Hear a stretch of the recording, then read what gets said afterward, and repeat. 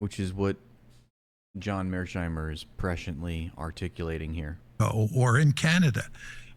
But yet we think we have the right to move NATO far enough eastward to include Ukraine and then put NATO assets, including American military assets, in Ukraine. And this is not of concern to the Russians. They shouldn't care.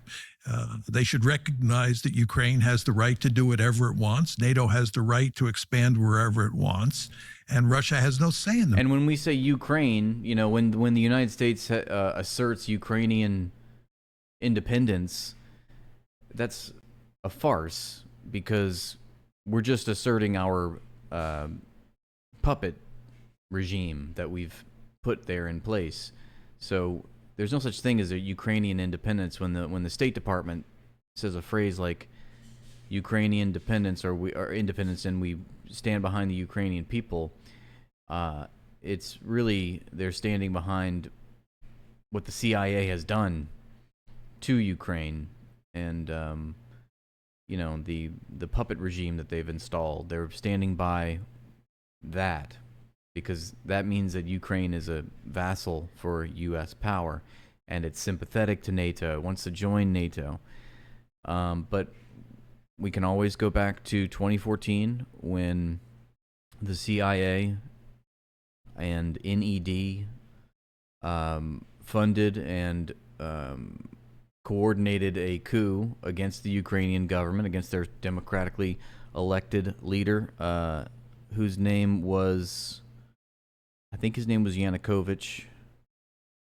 And they installed, I might have had this backwards. I think they deposed Yanukovych and installed Petro Poroshenko.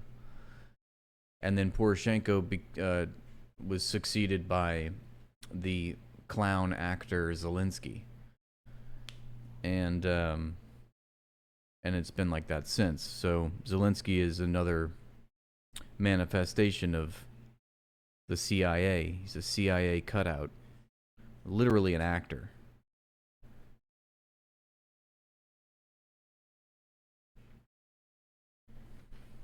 Matter. The Russians, of course, don't accept this because they have a Monroe Doctrine of their own. But we can't get it through our thick skulls that this is foolish thinking on our part and is destined to lead to trouble, as it has. It's interesting that the standard that U.S. foreign policy makers applied to Russia is different from a standard they'd apply to any other country, including China and even North Korea. They don't have the same level of emotion about any other place. It's Russia, Ukraine. And I find it baffling because on some level, this is, as you said at the outset, this is not about America's strategic interests. We don't really have many there.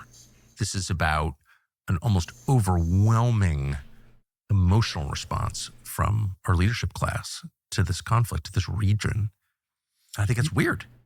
Yeah.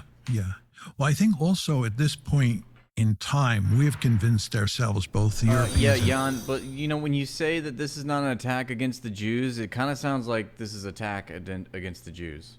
The Americans, that Russia is a mortal when you say it's not about the Jews, it kind of sounds like you're making it about the Jews.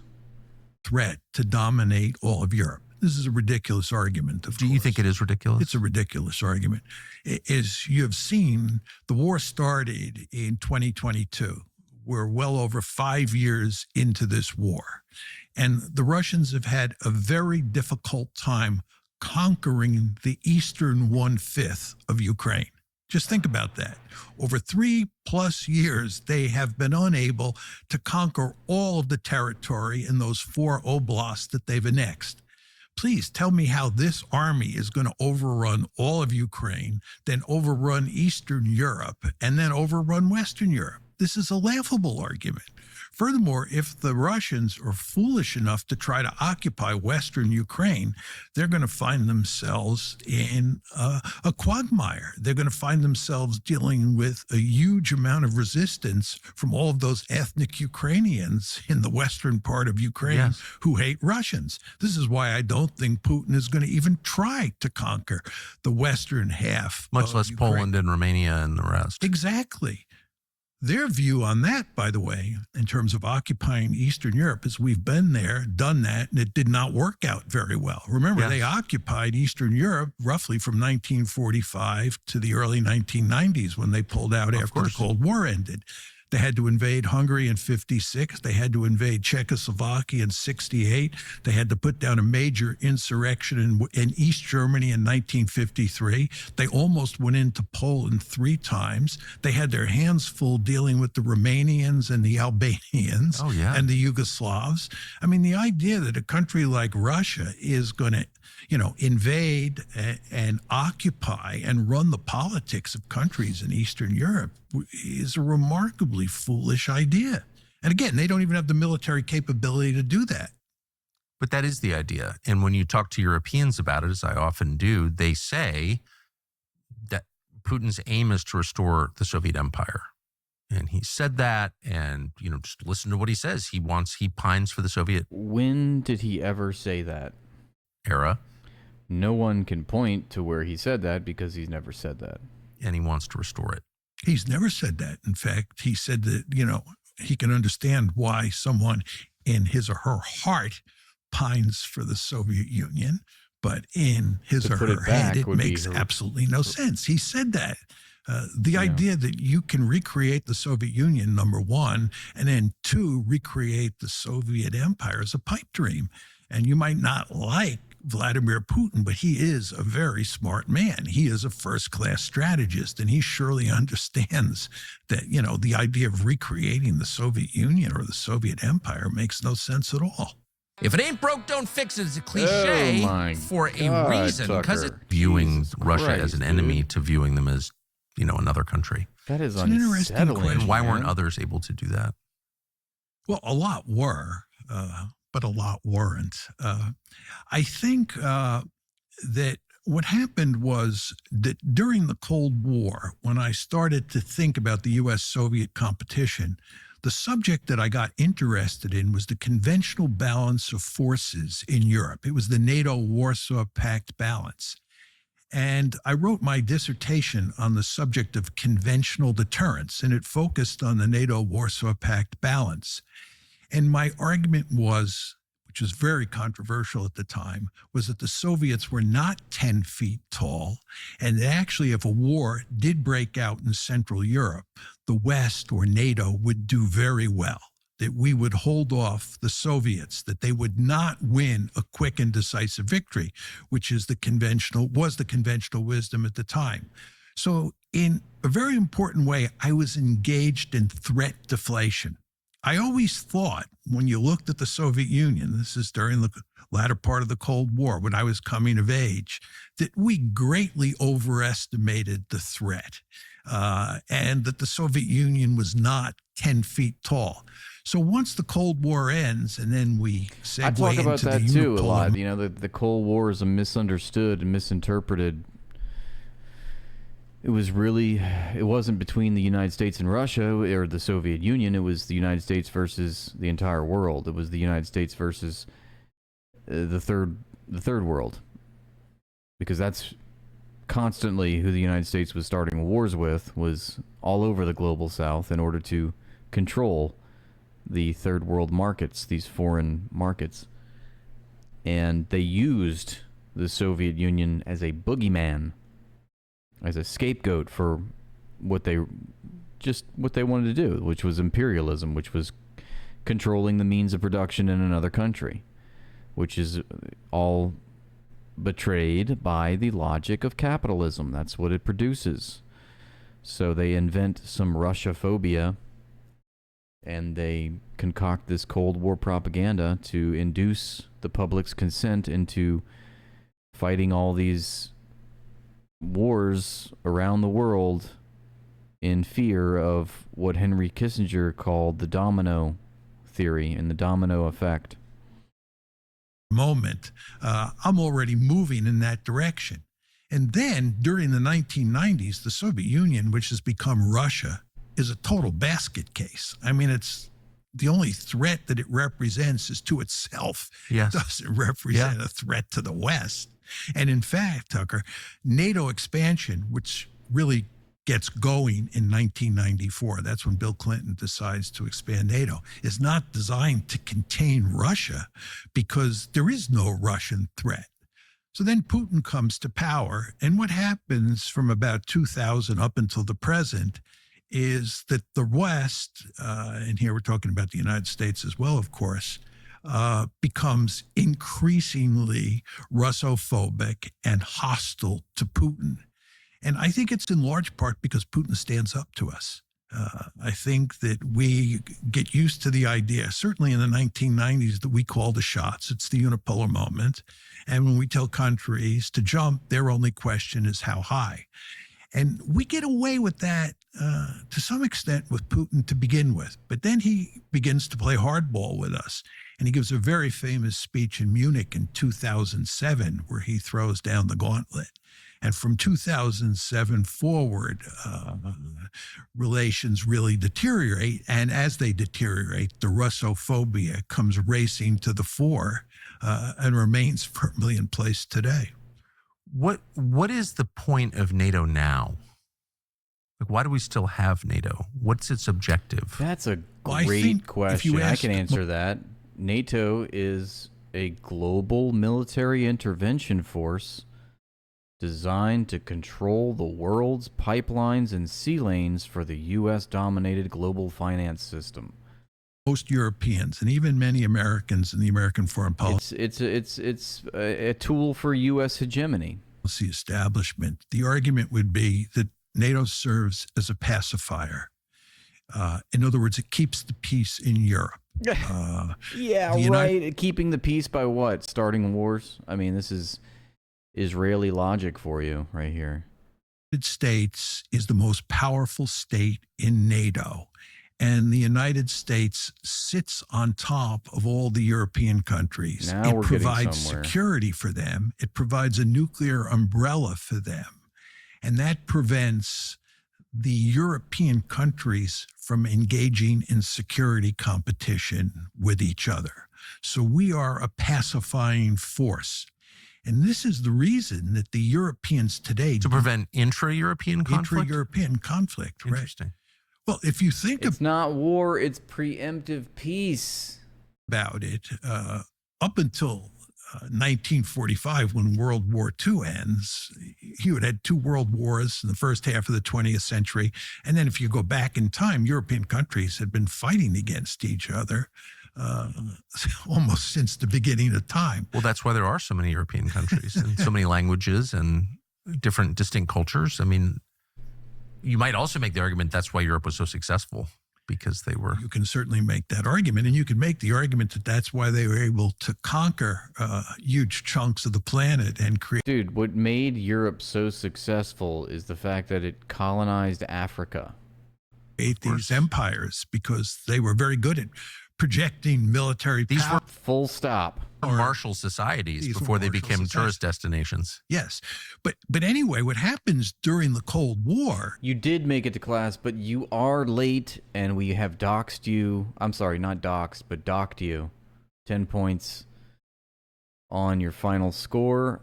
We hope you brought cookies. It was your day to bring snacks. If you didn't, that's another 10 points. Make sure you guys grab a cup of Kool-Aid in the back. This is a cult. And class is in session. Is the Soviets dominate one side of Europe, and we dominate the other side of Europe. And as long as those two great powers are dominating those two halves of Europe, the countries located below them cannot fight among themselves. Okay? So what happens when the Cold War ends in 1989 and then into the 1990s is that we decide that we're going to expand NATO eastward. And as I said to you, it's very important to understand that when we expand NATO eastward in the 90s and then in the early 2000s, we're not aiming at containing Russia. What we're interested in doing is taking the pacifier, the American pacifier that sits over Western Europe, and putting it over Eastern Europe, and making Europe one giant zone of peace. And the Europeans liked that idea. You want to remember, after 1989, lots of Europeans were very worried about Germany, which Sounds so reunified silly. when the Of Cold course, War ended. yes. And you can understand why Europeans were very nervous. Yes. Hey, Beefaroni, welcome in. But as long as the Americans stay in Europe, as long as NATO remains intact, the pacifier is there.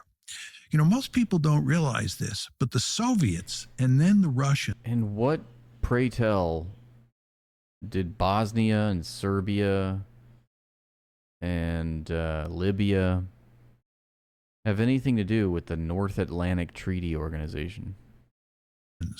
Were What did Iraq have? I don't. Was Iraq a? The teachers, the dogs just really got me. Sorry, my bad. What?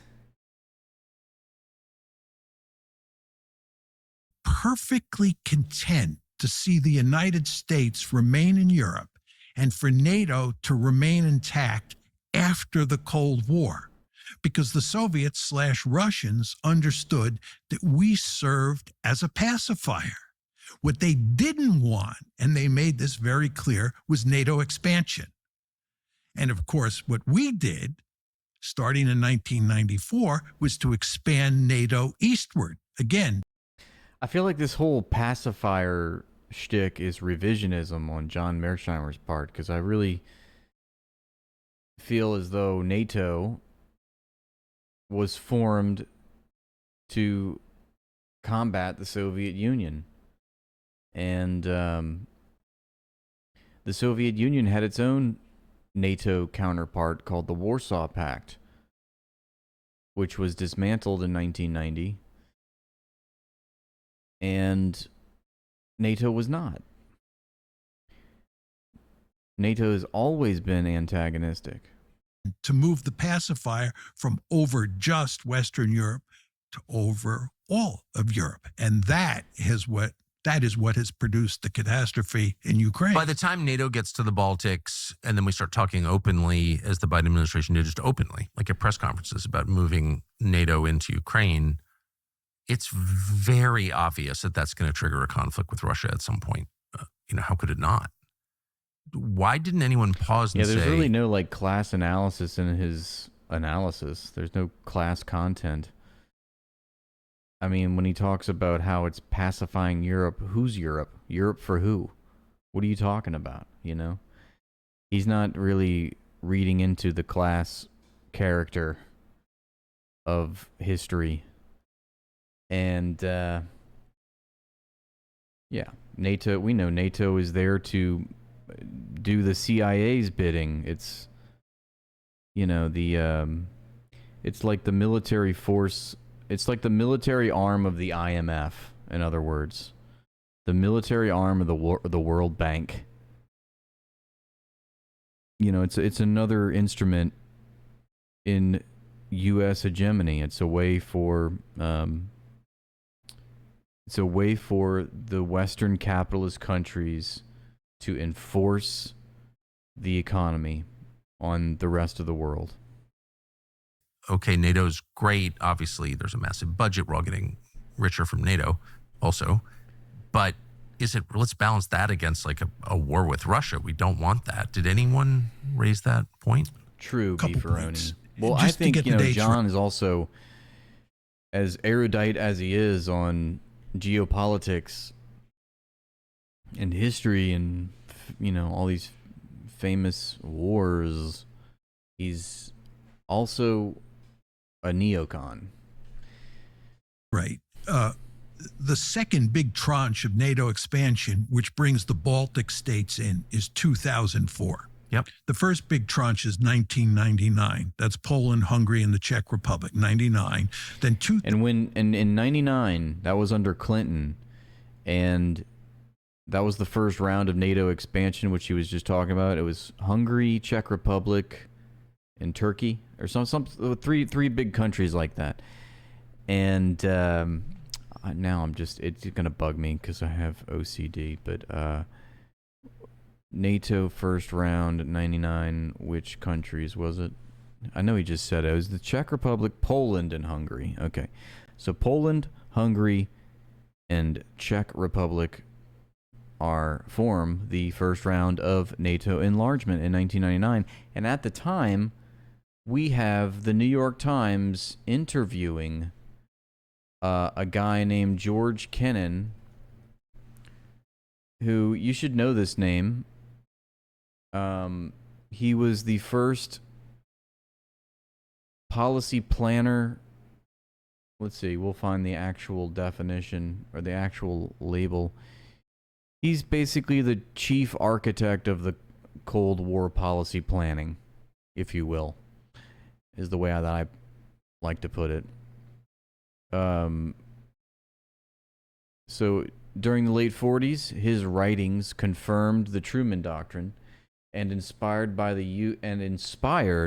the U.S. foreign policy of containing the USSR.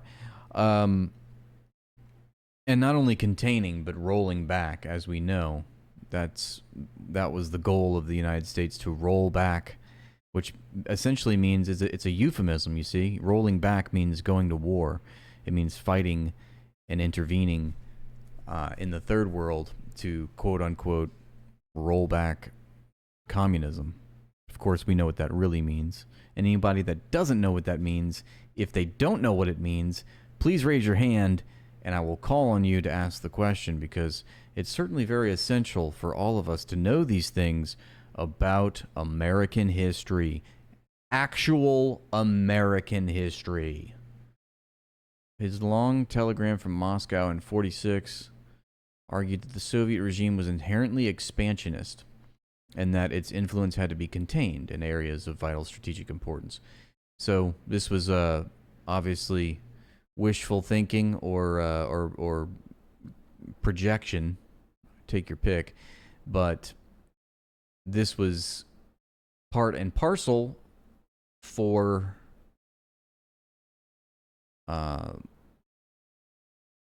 to serve the logic of imperialism and to serve concocting this fantastical boogeyman that the Soviet Unions were on a vying for world domination, and it's never been true, and it's still repeated today. And we just heard John Mearsheimer debunk that point about Putin saying that he wants to put the band back together, he wants to reunite the Soviet Union and then conquer all of Europe, and all of it is nonsense. And he talks about militaristically, like, look at how much trouble they've had just conquering 1/5 of Ukraine and the eastern portions, like with the 4 oblasts. They haven't been able to conquer that in how many years? 3 or 4 years. And to think that they would then be able to conquer all of Ukraine and then move on to Poland and beyond is like ludicrous. And it's never been true. And, Tucker repeated the lie of saying that Putin has said that he wants to reunite the Soviet Union. And people love to bastardize that quote. If you don't know that quote that they refer to, the imperial neocons have seized upon as a currency for their Russophobia, if you will. That is a completely debunked quote, and what he said was, he can understand being nostalgic for the Soviet Union, which I think he was responding to popular sentiment in Russia and in the former Soviet satellite states. He's a politician, he's speaking to his people. There was a large affinity for the Soviet Union in the 1990s and in the early 2000s. And census polling conducted on this matter proves that the majority of the population of the former Soviet bloc felt that the Soviet Union, life was better under the Soviet Union, basically. And they had a certain nostalgia, a positive memory of the Soviet Union. And also, there's other data that shows, and I'm not going to be able to pull the sources here, but I know that there is other data that's been conducted on the standards of living and how the economies of these former Soviet countries have actually stagnated and decayed under capitalism. and there was growth in during the socialist era.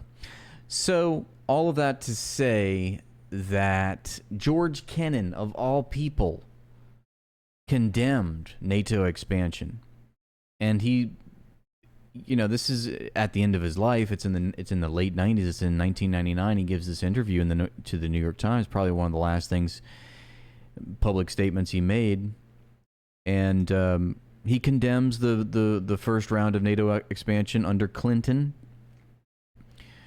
and says it is going to lead to war. And he says that future, it's going to entice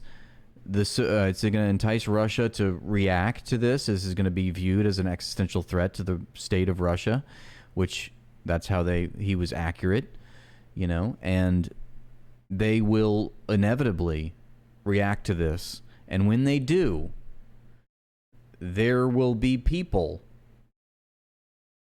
certainly not people in this chat because you all are super based, but there are people, and he was once again predicting this to be true, and it was true, it is true, that they will use that as a way to say, you see, we were right. Russia can't be trusted. They are belligerent. They are looking for domination. I mean, it's a typical Zionist gaslighting, if you think about it, is to entice, escalate, and then when you get a reaction, you say, oh my goodness, why so defensive? You see, we told you. They want to be violent.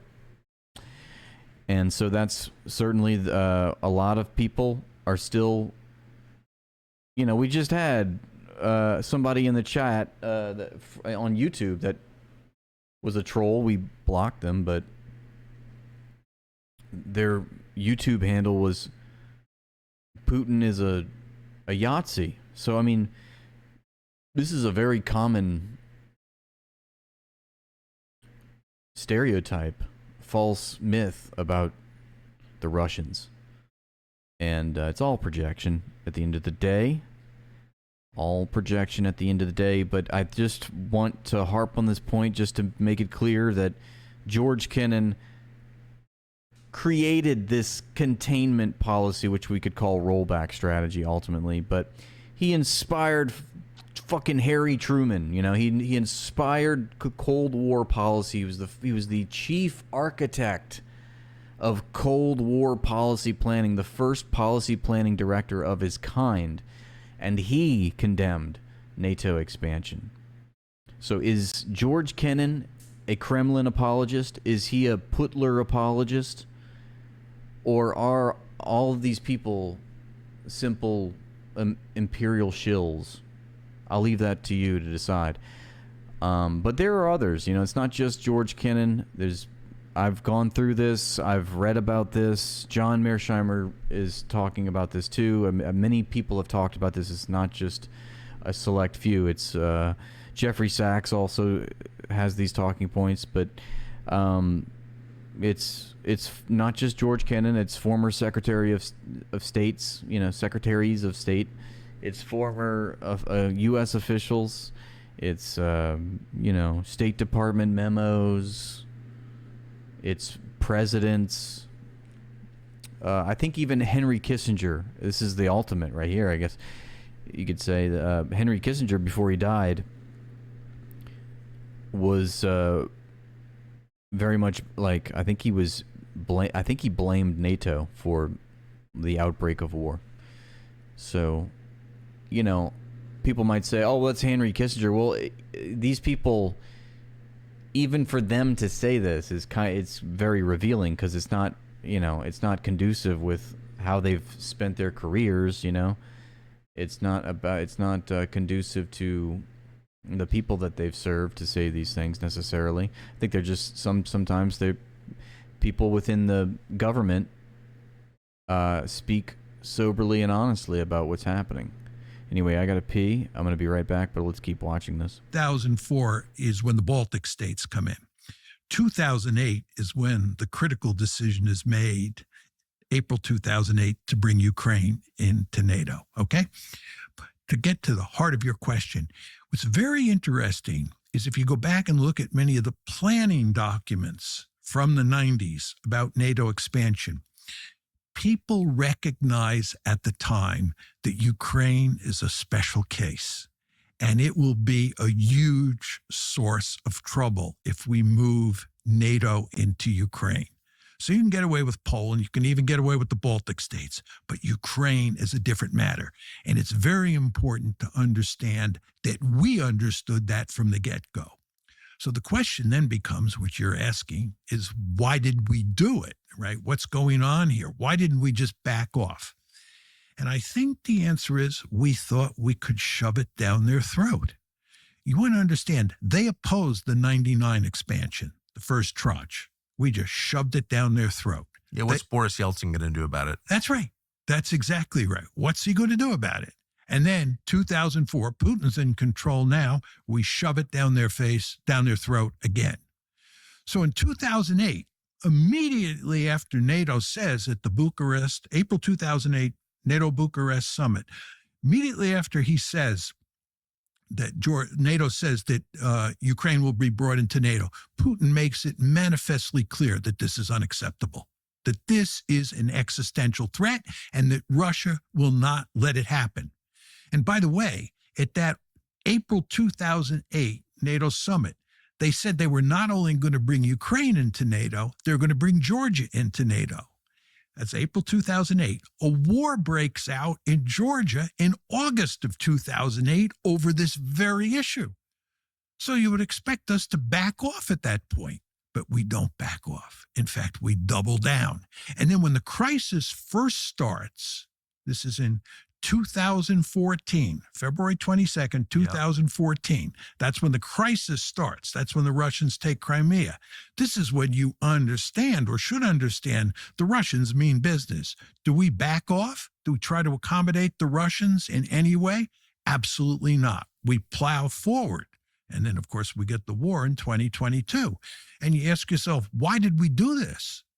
And by the way, if you look at the process, the decision-making process after Joe Biden moves into the White House in January 2021, and then 13 months later, the war breaks out, Biden makes no effort whatsoever to accommodate the Russians.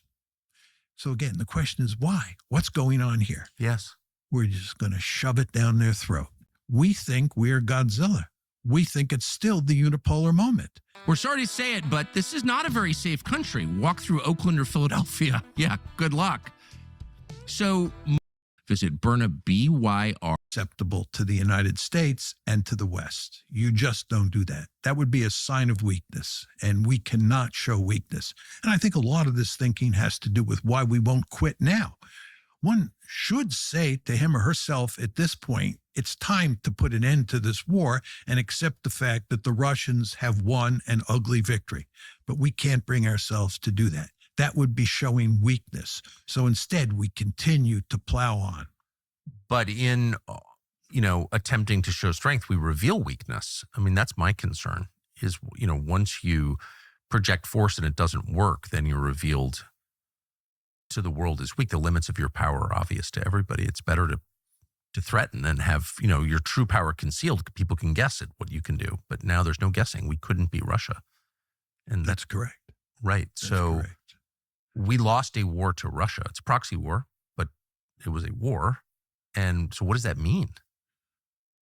Well, it is, a devastating defeat to Russia? for NATO. Yeah. Because we have invested so much in this war, right? Somewhere The China other laughs. problem that we face is that the United States, and this is true of both the Biden and Trump administration, consider China to be the principal threat to the United States. China is Thanks, a peer poop competitor. leg. Russia is not a peer competitor. Russia is not a threat to dominate Europe. Russia is not the Soviet Union. China is a peer competitor. It's a threat to dominate Look, Asia. Jan, Jews are whatever I say they are, okay? They can be an ethnicity. It could be a religion. It could be your mama. It could be your daddy. And what we've been trying to do since 2011, when Hillary Clinton announced it, when she was Secretary of State, is we've been trying to pivot to Asia. But what's happened here is we've got bogged down in Ukraine, and now we're bogged down in the Middle East. And this makes it difficult to fully pivot to Asia. This is not in the American national interest. But to make matters even worse, what we have done is we have driven the Russians into the arms of the Chinese. Yes. If you think about it, we live in a world where there are three great powers: the United States, China, and Russia. If the United States views China as its principal competitor, and the United States is interested in containing China in East Asia, it would make eminently good sense to have Russia on its side of the equation. Course. Instead, what we've done with the Ukraine war is we've driven the Russians and the army, the Russians and the Chinese closer together. So that's so obvious, even to me, a non-specialist, just like, it's obvious, just look at a map, that it had to have been obvious to the previous administration, but they did it anyway. So you have to kind of wonder, did they want that? I think he was right just a second ago, and he was like, we still think it's the unipolar moment, you know? We're still like living out our days of glory, but they're long gone. You're underestimating how much strategic sense the American foreign policy establishment has. So they're just so incompetent they didn't see that coming? Yes. I mean, I'll take it a step further. I mean, come on. Let's talk about China. This is an even bigger issue. Yes, talk about China. The Cold War ends, and as you well remember, at the end of the Cold War, China and the United States were basically allied together against the Soviet Union. Of course, that was the whole point. Yeah. Right. So the Soviet Union, the Cold War ends, Soviet Union disappears. And there's no longer any need for us to have a close relationship with China. We don't need them to help contain the Soviet Union. So the question is, what do we do with the Chinese moving forward? And economically, China is a backwards country in the early 1990s. What we do is we adopt a policy of engagement with China. Engagement is explicitly designed. You might think we try to make friends with our allies. But that's not how we operate. Here's what we do. To turn China into a very wealthy country. This is a country that has over 4 times the population of the United States. And you're talking about making it very rich. For a realist like me, this is lunacy. You are, in effect, creating a peer competitor. In fact, you may be creating a country that is more powerful than the United States. But the foreign policy establishment in the United States, almost to a person, including hawks like Zbigniew Brzezinski and Henry Kissinger, said that China can grow economically. We can integrate it into institutions like the World Trade Organization and so forth and so on. And it will become a democracy, and we will all live happily ever after, right? So what we did is that we helped fuel China's phenomenal growth between 1000% gay thug. They hate China. John Mearsheimer is very much anti-China. 1990 and 2017, when it became a great power. You want to remember that when the Cold War ends and then the Soviet Union collapses in December of 1991, we enter the unipolar moment, which by But Bonzig, I win best father, don't I, son? definition means there's one great power on the planet. Yeah. That's the United States of America. By 2017, there are 3 great powers on the planet. And one of those 3 great powers is a peer competitor. And we helped create that peer competitor on the foolish belief that if we turned China into a rich country, it would become a liberal democracy, and it would become a friend of the United States, and it would allow us to run international politics the way we did during unipolarity. This is a remarkably catastrophic decision. It must be strange for you, having spent your life in this one field, both in the military effectively and then in academia, and you've had tenure at Chicago since 82. Is that right? Well, I went to Chicago in 82. I got tenure in 1987. So you've been there over 40 years working on this suite of topics, this group of topics. When you look around and everybody, even the most famous people in your field, are buying into something that's stupid, how does that make you feel? Alone. Brzezinski and Kissinger are saying things that are just like obviously dumb. That must be weird. It was very weird. I remember I debated Zbig in the early 2000s at Carnegie in Washington, D.C., on whether China could rise peacefully. And there's actually a big story in Foreign Policy, the magazine, that has an abbreviated transcript of our debate. And I remember Zbig was arguing that China can rise peacefully, and I was arguing that China could not rise peacefully and that our policy of engagement was foolish. And as he was speaking and I was sitting on the dais, I was saying to myself, I don't get what's going on here. Zbigniew Brzezinski, who's about 10 notches to the right of me on almost all foreign policy issues, shouldn't be making this argument, but he's making this argument. Yes. And I'm the one who looks like a super hawk. When at the end of the Cold War, I was more on the dovish side, arguing the Soviets were not 10 feet tall. And of course, Big was always arguing the Soviets were 10 feet tall. So it was really perplexing. And throughout the 90s and throughout the early 2000s, when I argued China could not rise peacefully, I could not get a hearing in the United States. People just didn't take me seriously. They'd say, John's a very smart guy. He's very entertaining. He's amusing, but he's basically crazy when it comes to China. That was the view. Now, of course, I think everybody understands that I was basically right and they were wrong. And Your identity is constantly under attack. In just the last year, Americans Tucker, lost over shut $16 billion to scammers online. Dude, Anyone. nobody gives a was made to fucking bring Ukraine shit. into NATO.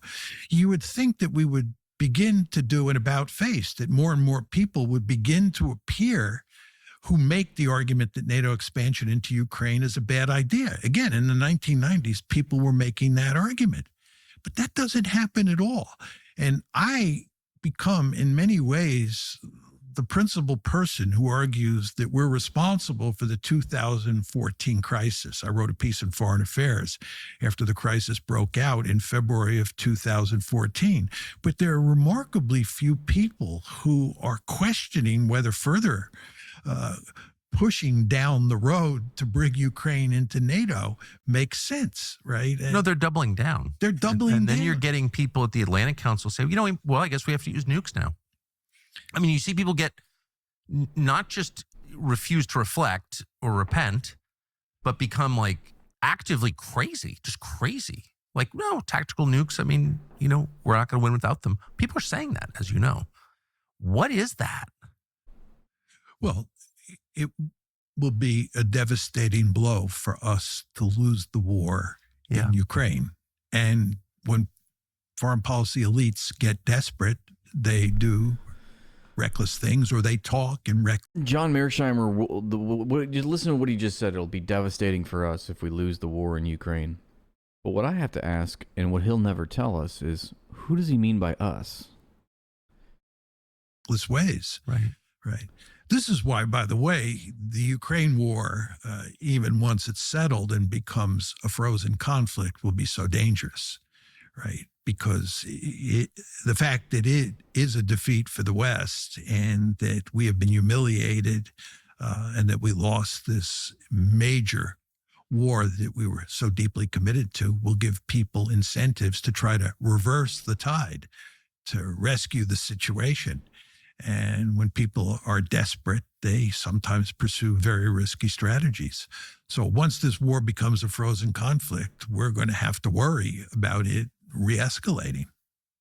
And it will. It seems very easy for, a reckless government in Kiev to provoke Moscow. That's right, basically. Ben. I mean, and you've seen it. Sending 1000%. drone swarms onto air bases, He's or part of the setting intellectual the Kremlin on establishment. fire, which they did and got no publicity, but they have done that. It's just He's part of the it's this military weird industrial asymmetrical educational complex. arrangement where Ukraine actually has quite a bit of power to stoke a global conflict, an incentive to do it. don't they?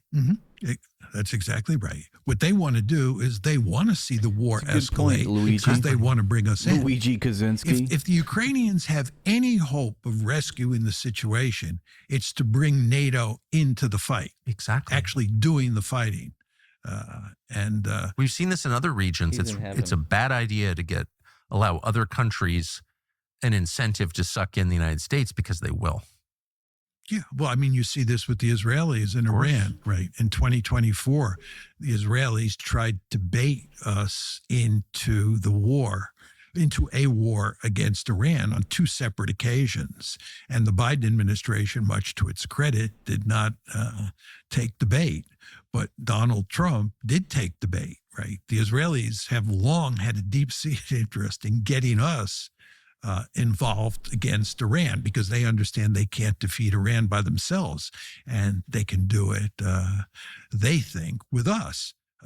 So this is analogous to the situation with regard to Ukraine. The Ukrainians, as you said, have a deep-seated interest in getting us into the fight.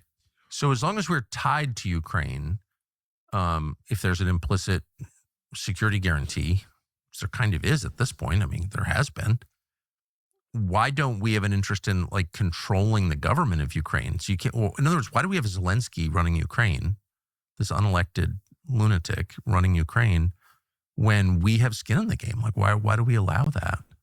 Well, we've been content with Zelensky up to now. Yeah, what are you talking about, Tucker Carlson? We put Zelensky into power. He's our man. And when I say our, obviously we would need to make the caveat of class distinction here, but what is he smoking, you know? We went through so much trouble just to sabotage the Ukrainian government and put into power CIA cutouts like Zelensky. And the Europeans love Zelensky. Why? Because he's committed to continue. He's committed to the IMF, World Bank, global finance system, dude. Come on. Win the war. And he is very good at public relations in the West. He has excellent advisors. He's a former actor. He knows how to play the game. He's sympathetic to all of the United States run and controlled institutions, whether it's NATO, IMF, World Bank, et cetera, et cetera. So he's good at dealing with the West, and he does what we want. I mean, it's not like he's doing things that we don't want him to do. No, that's right. He is our man. Right. And once You seemed so confused just a second ago. You're like, oh yeah, that's right. He does whatever we want. Oh, I forgot. ceases to be our man, we'll go to great lengths to put somebody else in his place. But both Europe and the United States have become poorer and weaker during the course of the Ukraine war, partly as a result of the Ukraine war. So I don't really see how we're winning. How is the U.S. benefiting from this? How is Western Europe benefiting from this? Well, I think that it's Europe, Western Europe in particular, that's been hurt economically by this war, not so much us. And one could argue that we've benefited on the margins at the expense of the Europeans. Well, the U.S. dollar kind of is, I mean, it's obviously not a safe haven anymore. So, I mean, it's just a matter of time. Zelensky knows that if he ends the war, he's a dead man. I would say.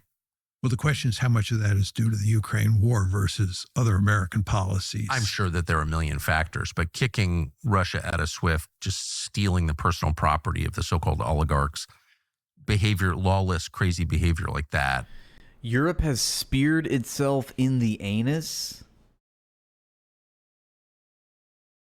That comment was produced by a person named Sarah Jessica Farter. What is the fascination with buttholes, Sarah? Sends a message to the world that, like, don't keep your wealth in dollars because it can become an instrument of war. I mean, that's my view on it anyway. Yeah, there's no question about that. Yeah. There's no question about that. But the problem is that we're now so deeply committed that we just can't turn the ship around. Do we have any leverage at all left? I notice the administration is threatening today that in 12 days we're going to do something with sanctions, then secondary sanctions against China and India if they buy Russian oil. I mean, is that any of that meaningful?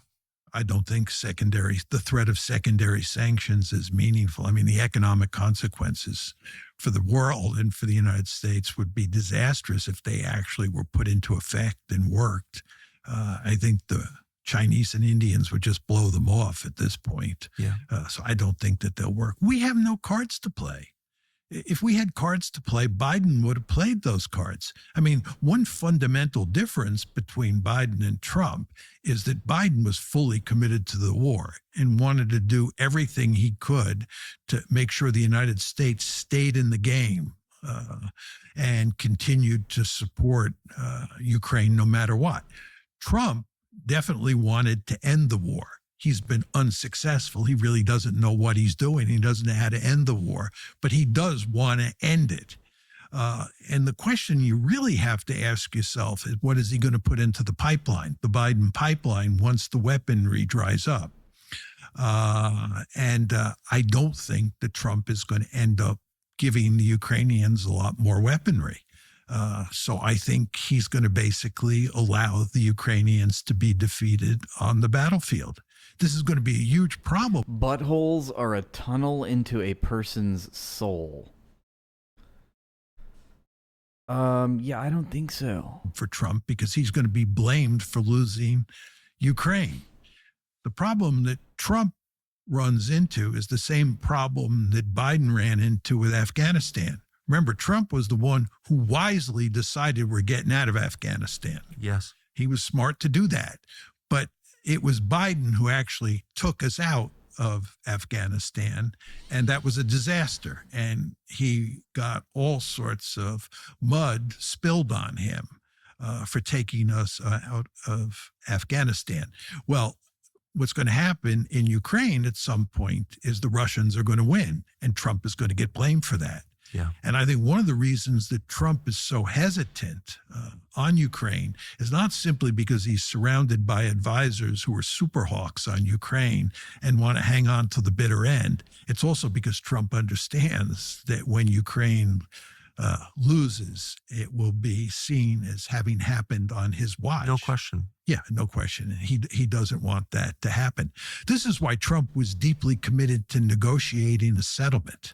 Why didn't that work?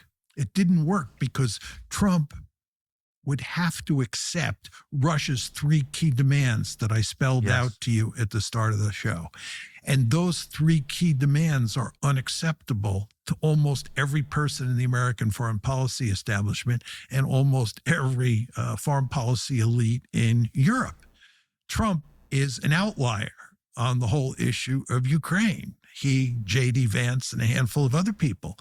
And they're not in a position to bite the bullet and say, we will accept the main Russian demands and go from there.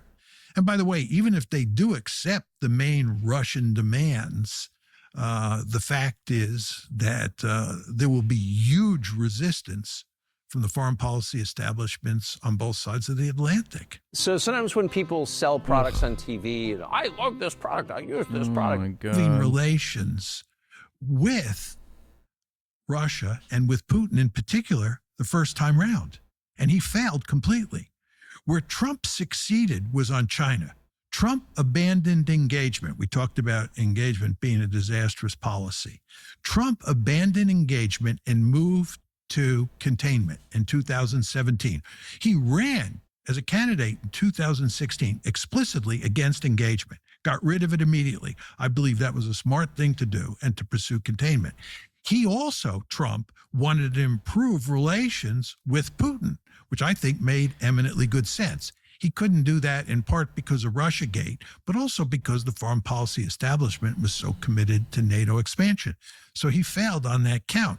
But the problem is he was surrounded by advisors in that first administration who were all very hawkish on Ukraine and very hawkish about American foreign policy in general, very hawkish about the forever wars. Right. So I don't understand, since you raised it, what is the connection? The same people who are telling me we need to fight a regime change war against Iran are the same ones who are hysterical about supporting Ukraine in its and continuing our war against Russia. The Mark Levins and then the smarter people, Mark but same Levin. orientation. What? Mark Levin has Prime Minister Netanyahu's balls in his anus right now, as we speak. What do they have in common? I don't really understand. Well, you have a foreign policy establishment, whether you're talking about the Republican side or you're talking about the Democratic side, that is deeply committed to pursuing a hawkish foreign policy. Just for its own sake?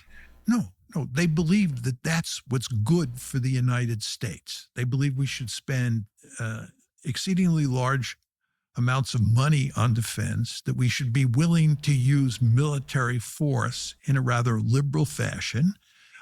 They believe that military force can solve all sorts of problems. They believe that the United States, and this was certainly true during the unipolar moment, can use that military force to spread liberal democracy around the world. We can spread democracy at the end of a rifle barrel. This is what the Bush Doctrine was all about in the Middle East. Iraq was just the first stop on the train line, right? We were going to do Iran, Syria, and eventually everybody would just throw up their hands. We were going to democratize the entire Middle East, and we were going to use military force to do that. So we are, in a very important way, addicted to war.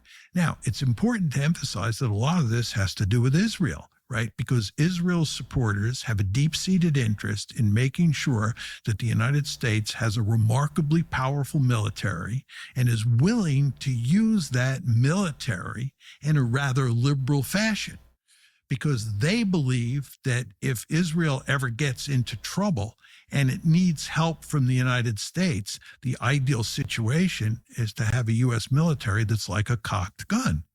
And if you think about the recent war between Israel and Iran, it really wasn't just between Israel and Iran. No. It was Israel and the United States against Iran, right? Clearly. Right? And the United States had a huge number of military assets in the Middle East, right, that were there in large part to help the Israelis in their war against Iran. Well, if you think about it, it makes perfectly sense if you're a supporter of Israel to want to make sure that the United States has a large military and that it is willing to use that military, and that if need be, it can help Israel if it gets into trouble. I didn't hear any reference to American interests in that description. Well, when it comes to Israel, right, and what Israel needs, right, that has little to do with American interests, right? The truth is, any two countries in the world are going to have similar interests plus different interests. Yes. Right. So there's no question that Israel and the United States sometimes have similar interests, yes, and sometimes have different interests. Let me give you an example of this. The United States has a vested interest in making sure Iran does not have nuclear weapons. Yes. We're against proliferation. It's in the American national interest. It's obviously in Israel's national interest for Iran not to have nuclear weapons, right? So two states can have similar interests. In the case of Israel and the United States, they also happen to have different interests. And what we have in the United States is a situation where we have this thing called the Israel Lobby, which I, of course, have written about with Steve Wald, which goes to great lengths to push the United States to support Israel unconditionally. In other words, no matter what Israel does, it doesn't really make much sense, because, like, you could always go back to the fact that Israel already has nuclear weapons, and that's not to the interest of the United States, because that entices Iran to have nuclear weapons. So it's not really in the interest of the United States for Israel to have nuclear weapons, because it makes the world more dangerous. So, yeah. I do think that, historically speaking, the United States and Israel have had a shared interest in breaking up the indigenous Arab economic nationalism in the Middle East. And early on, specifically from 1967 onward, the United States looked to Israel as a hammer that could, a tool that could be used to break up Arab nationalism and the control, the indigenous control over their resources, namely the oil reserves in the Arabian Peninsula, which has long been has long been sought by U.S. policy planners ever since World War II ended. Are supposed to support Israel. And the lobby is so effective, it is so powerful, it is so effective that we basically end up supporting Israel unconditionally. What that means, Tucker, is in those cases where Israel's interests are not the same as America's interests, we support Israel. We support Israel's interests, not America. I do agree with this point he's making, that the support for Israel is unconditional. America's interests, because Over and against America's interests. of course, because the interests clash in those specific instances. Right.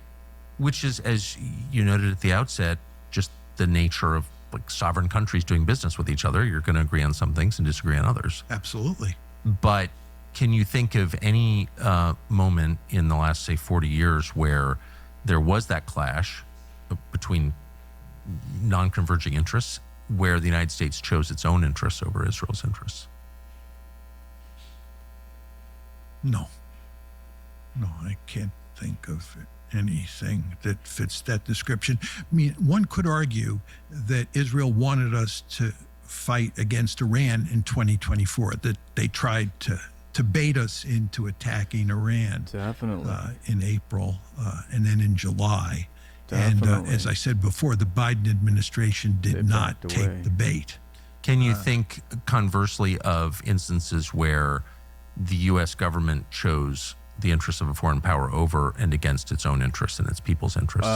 Yeah. Besides the Israeli case? No. In the case of Israel. Yeah, I can think of one that happened about a month ago when Trump ordered a strike against Iran.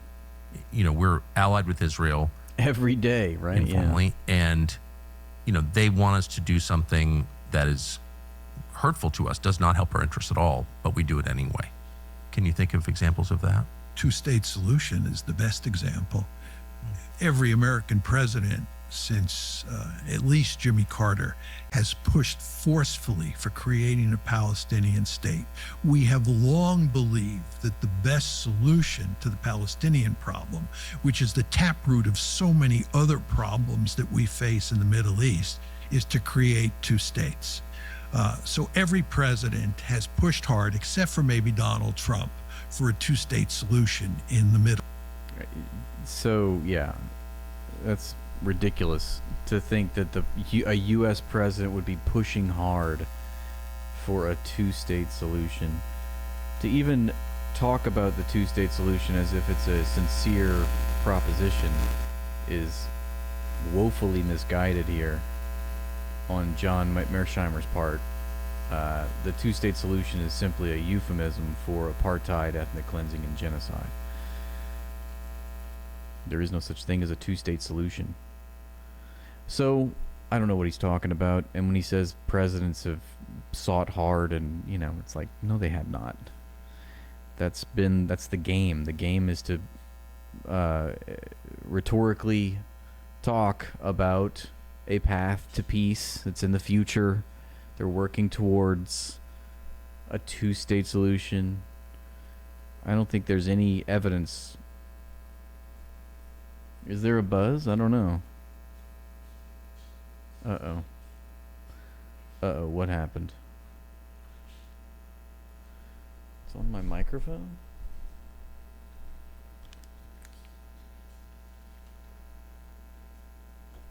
Extra buzz. It says gone now.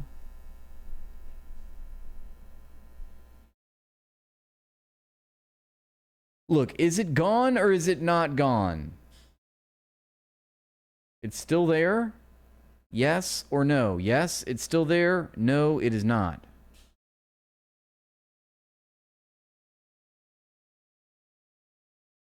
And then somebody says, yes, it's gone. I said, yes, it's not gone.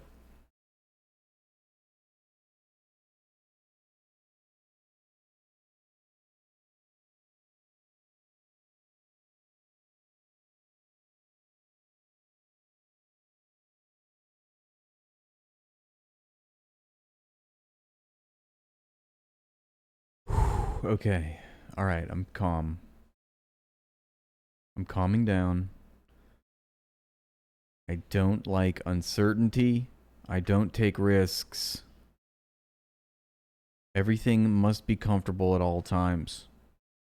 Middle East. The Israelis have rebuffed us at every turn. And the end result is we now have a greater Israel, and there's no possibility of a two-state solution. How does it hurt the United States not having There's never been a possibility for a two-state solution. There's only one solution. It's a one-state where everyone has equal rights. Palestinian state? Why is it in our interest? Why does every president push for that? Because the United States has a vested interest in having peace in The Middle East. Middle East. Really? It's not in our interest to have wars in that region. In that region. Other regions are fine, but in that region, wars are not ideal. I don't know what he's talking about because honestly, I think, if we were to imbue some class analysis into John Mearsheimer's insight, I think we would all have to conclude that it is 1000% within the best interest of the political and economic ruling class to propagate wars in the Middle East so that companies like Raytheon and Lockheed Martin can enjoy record-breaking profits, and the Pentagon and the military-industrial complex, which is partnered with high-tech economy and the high-tech industry, will all clap their hands. But maybe, weirdly enough, he, in an odd sense, if you mean we as in the working class and like everyday common average Americans, is it beneficial for us to have a policy of war in that region called the Middle East? Well, of course not. But it's also not advantageous for us to have war at all. It's only advantageous to the war profiteers. First of all, it forces us to commit military forces. It forces us to fight wars. And that's not in our interest. And we have long felt The really, if it was me interviewing this man at this point, I would say that, if I were Tucker should ask the very poignant question of, who do you mean by us? from a strategic point of view that what you want to do is make sure you have peace in that region. You want to remember right before October 7th, Jake Sullivan, who was then the national security advisor, was crowing about the fact that we had not seen. Why would it be an advantageous policy to have war with China? I really need to hear that argument. The Middle East so peaceful in a long period of time. And he understood full well that this is in our interest.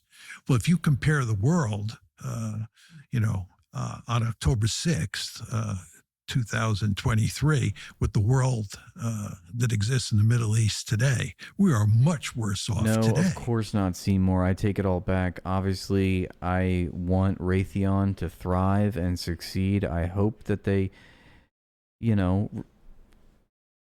increase their market share and everyone is happy. Okay? I don't want any families to starve.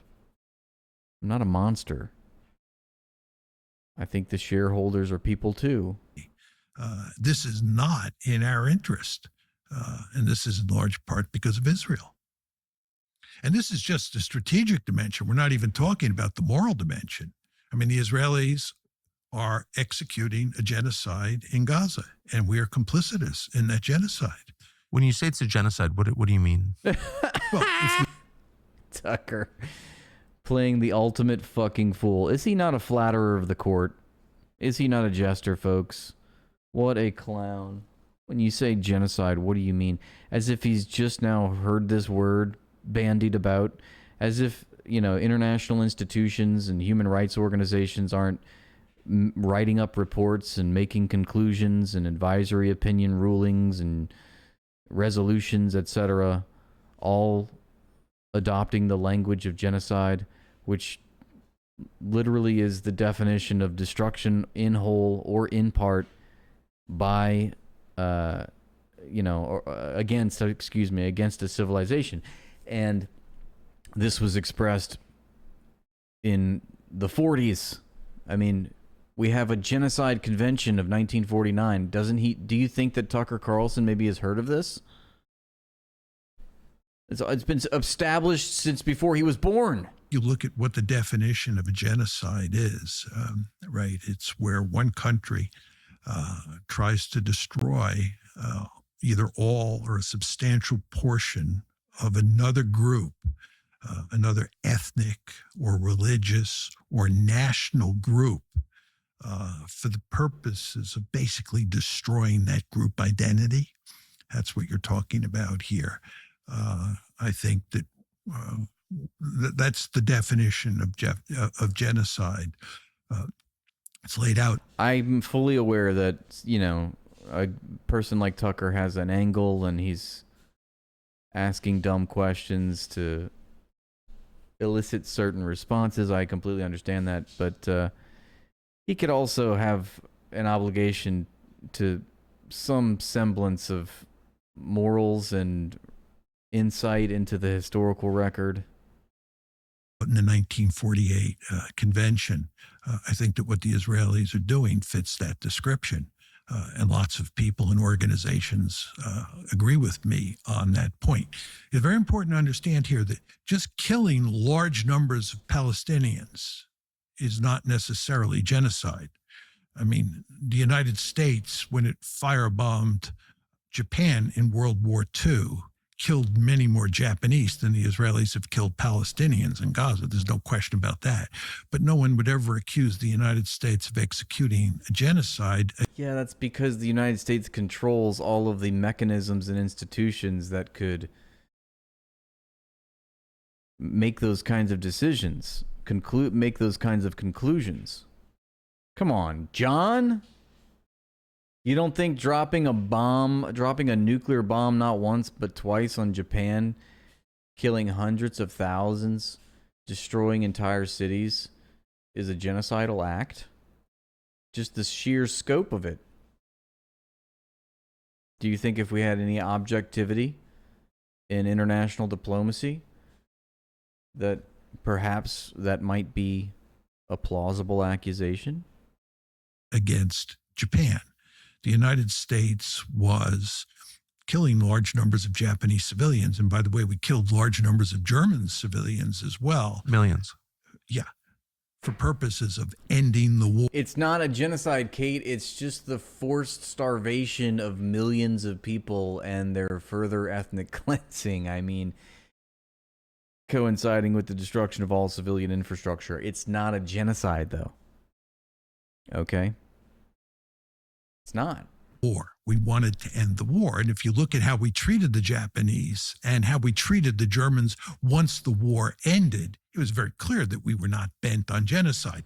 This is not to excuse what we did against Japan and Germany. And I do believe we murdered. I would use the word murder. Look, I'm perfectly fine with the forced starvation and ethnic cleansing of millions of people concurrent with their entire annihilation of their public infrastructure. But I draw the line at you calling it a genocide. Large numbers or millions of Japanese and Germans together. But in the case of what's going on in Gaza, right, what's happening here is that the Israelis are systematically trying to destroy the Palestinians as a national group. Right. They're targeting them as Palestinians, and they're trying to destroy Palestinian national identity in addition to murdering huge numbers of Palestinians. And I mean, it's not just a rage reflex. This is a strategy. Of course, 2.5 years later, almost 3 years later. Rage reflex. What is the strategy? 2.5 years later. The goal? He knows it's dumb. My view on this is that the Israelis have long been interested in expelling the Palestinian population from Greater Israel. And, you're asking as if these answers aren't already deliberated upon, These topics haven't already been litigated out, and you're asking as if Israeli officials haven't articulated their intentions for many decades now. If you look at Greater Israel, this includes the Israel that was created in 1948 and the occupied plus. Remember, Israel technically doesn't have borders. They don't acknowledge that they have borders. It's an expansive, it's an ever expanding blob in the Middle East. Occupied territories.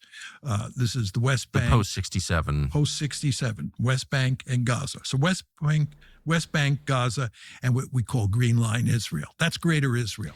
And they have all the time in the world. That's the most useful commodity. The most operative commodity here is time. They're very patient. They can do this over decades. It can take generations. And indeed it has. And I just want you guys, I was thinking about this earlier today. What has the world shown to Israel? What has Israel come away with? Our response, the international community's response to its actions. Israel has only been taught for the past 2.5 years that it can carry on with impunity, and no one will come after them. And eventually, as they say, the old will die and the young will forget. A new generation, and there will be a further normalization and sanitization of the war crimes, just as that's happened many years in the making. And I just, it doesn't take a genius to see that this is going to completely get worse and worse and worse. And Israel will not stop. There has to be a breaking point. There has to be some sort of quantitative to qualitative leap before Israel can be stopped. It's not whatever we've done up to this point has not been enough. Obviously, whether it's in the superstructure of culture and politics and society, or if it's the material economic base, nothing has been enough to tip the scales. So I think it's going to get worse, obviously, before it gets better. I mean, Gaza is no longer, they mowed the lawn. It's like they mowed the lawn the one final time that they needed to do it, and they're reoccupying and resettling. They're already drawing up plans. You got those settlers over there. They're just salivating, waiting to get in there. Inside Greater Israel, there are about 7.3 million Jews and about 7.3 million Palestinians. And from the get-go, going back to the early days of Zionism and the views of people like they've been conducting this crime against humanity and all of its awful manifestations for many decades now, and they're still the minority. There's still more Arabs, more Palestinians than there are Israelis. David Ben-Gurion, they believed that you needed a Jewish state that was about 80% Jewish and 20% Palestinian. In an ideal world, you would get rid of all the Palestinians. But the least bad alternative is 80-20. But you actually have a situation in Greater Israel where you have 50-50. So October 7th happens, and what the Israelis see is an excellent opportunity for ethnic cleansing. And they make this clear. In other words, it's an excellent opportunity to go to war in Gaza and drive the Palestinians out of Gaza and solve that demographic problem that they face. That's such a dark thing, and therefore that's a very strong allegation. On what basis are you making it? Oh, there's just a huge amount of on what basis data that supports this in the Israeli press. They have That's ridiculous, dude. Perfectly willing to make this argument loudly and clearly.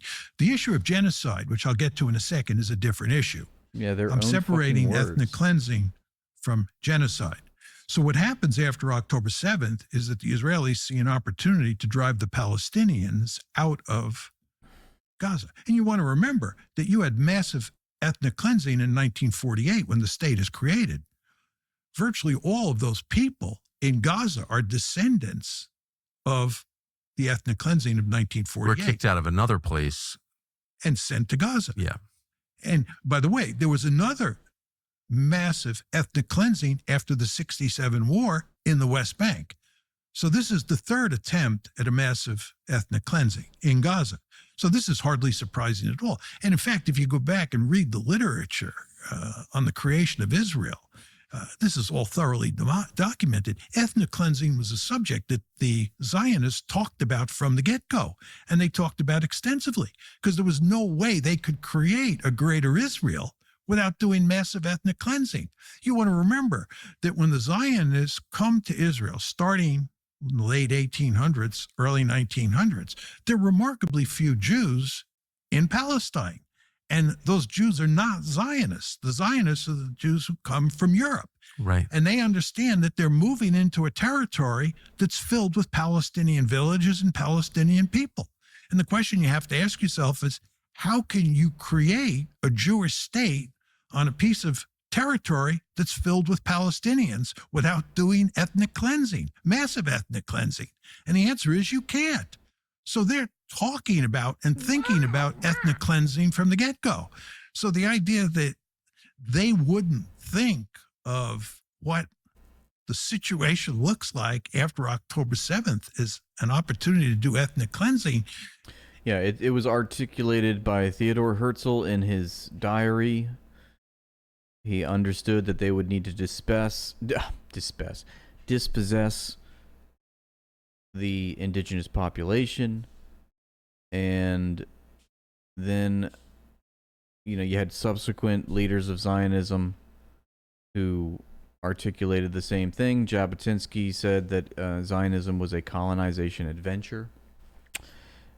You had the formulation of entities that were there to reappropriate the settlements for Jewish Zionists. That entity was called the Jewish Colonization Association.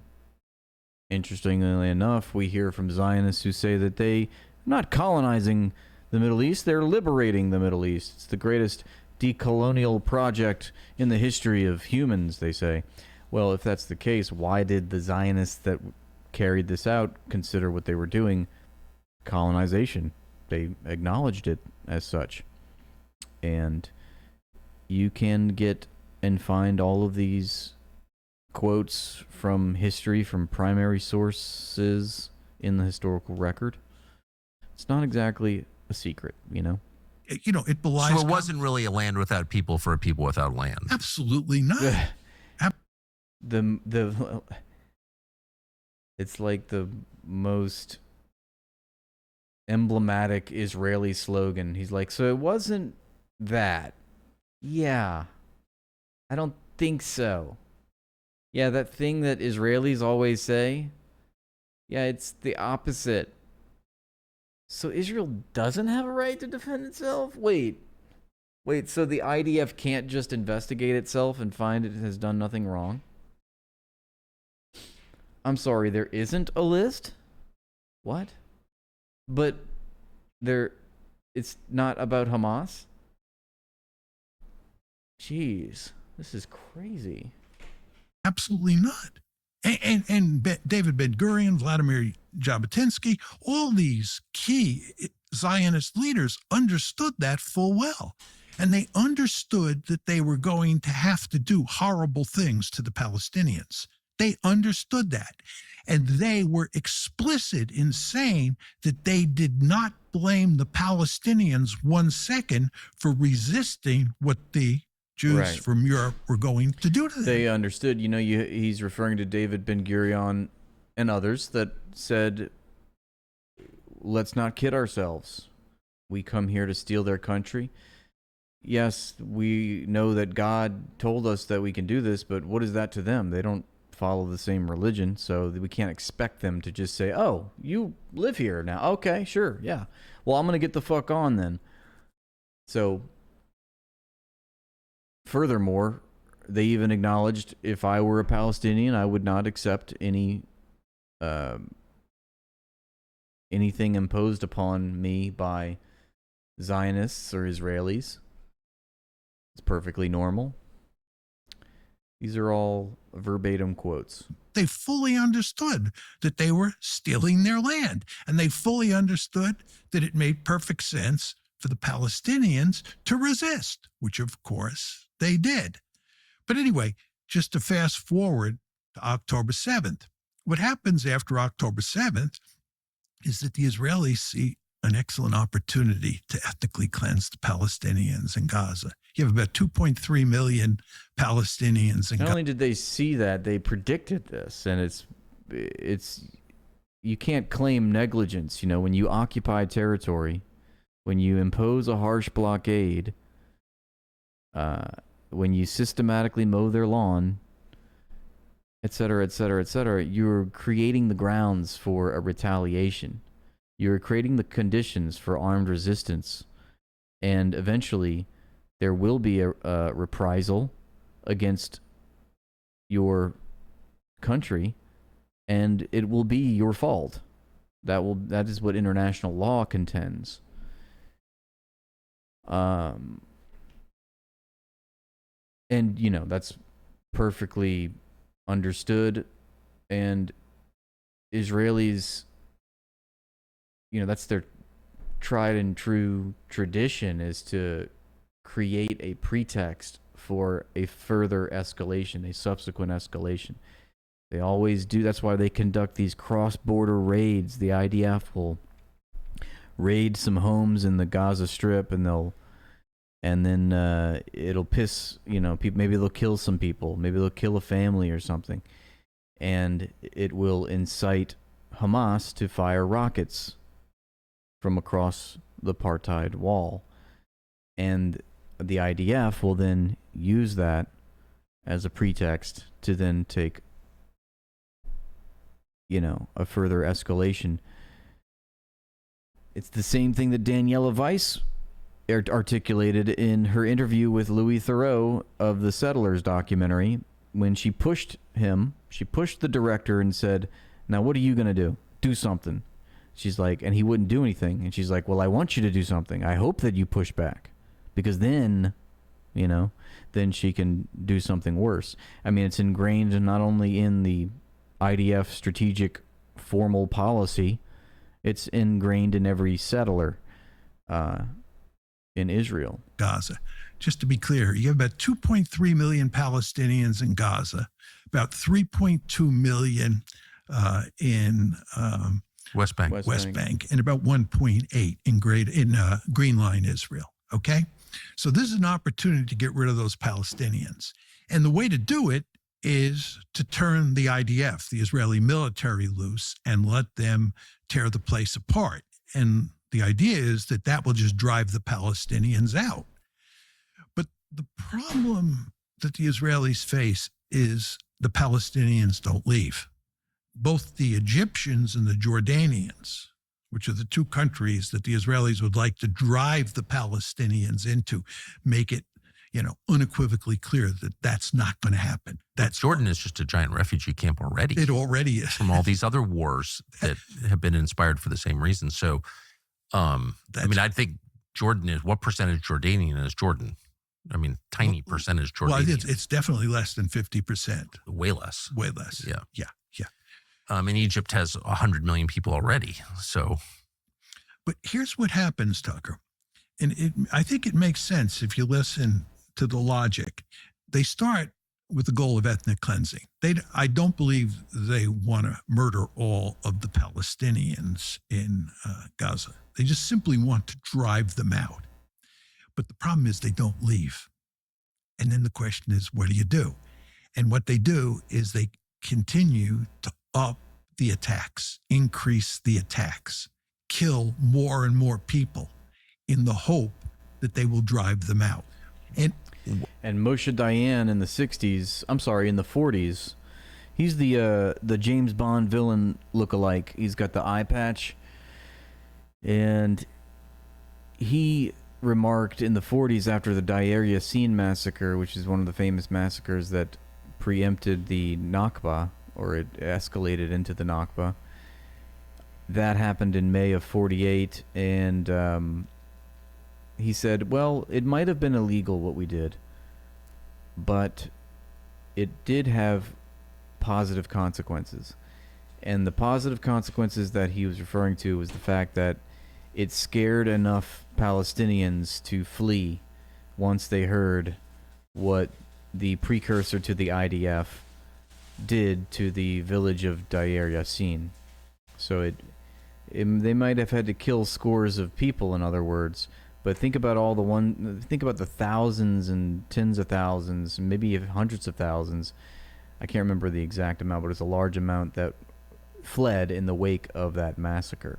So that was a good thing. I mean, all's fair in love and war. I'm sorry, I should have asked you this. Why do they want Gaza in the first place? It seems a lot of trouble killing all these people, committing, atrocities on camera. I mean, the press are barred, but we're still getting a lot of video out of the area. That's a big hit. Why would you be willing to go through all of that to get Gaza? Why do they want it?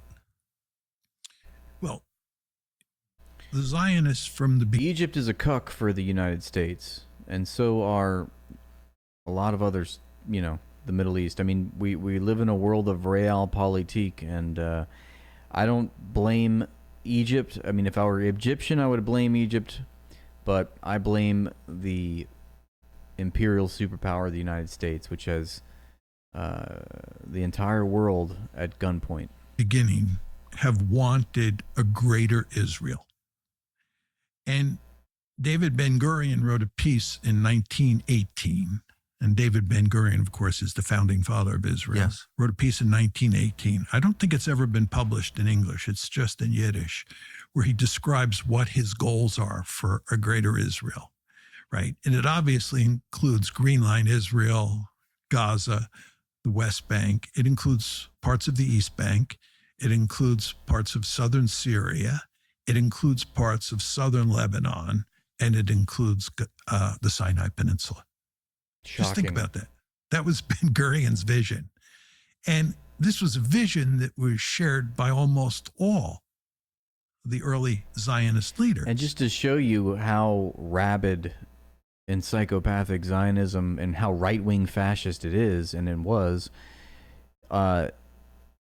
to other intellectual leaders and, or I guess I could say Zionist leaders, David Ben-Gurion was considered a peacemonger.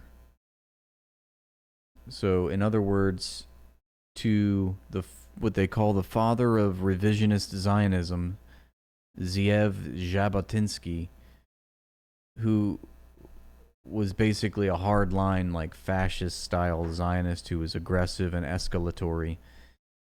He viewed David Ben-Gurion, who formed the Haganah, which means restrain, or they adopted a policy of restraint. In other words, David Ben-Gurion's philosophy in being the leader of the Haganah was that the Haganah would be used to protect the illegal settlements, not necessarily go out and set fire or go out and fight and massacre other Palestinians that were living in other villages. And that, to Jabotinsky, was, too soft. He literally considered David Ben-Gurion a peacemonger. And that's when he formed the offshoot of the Irgun, and that faction was far more like aggressive and didn't, like to mince words about what they were actually going to do. Even rhetorically, they all, he was sort of, I kind of liken him as like a Alex Karp is to the AI industry. Alex Karp is one of those like sick sociopaths that has to rub it in your face and wants everyone to know what a bastard he is, and is tired of pussyfooting around, in other words. Well, Jabotinsky was sort of like that for the Zionists. And there are still many people in Israel who are in favor of a greater Israel. They don't want a tiny Israel. The Israel that was created in 1948 is But the tiny Israel goes with the tiny hat. tiny state. Yes. Even with Gaza and the West Bank, it's quite small. It's a postage stamp-like state, right? They want more territory, and they believe they have a historical right to that territory. Israel has never said, these are our final borders. What are Israel's final borders? They've never been articulated. And the reason is the Israelis don't want to say out loud. The early Zionists did not say out loud. Because once you say it, then that's what it is.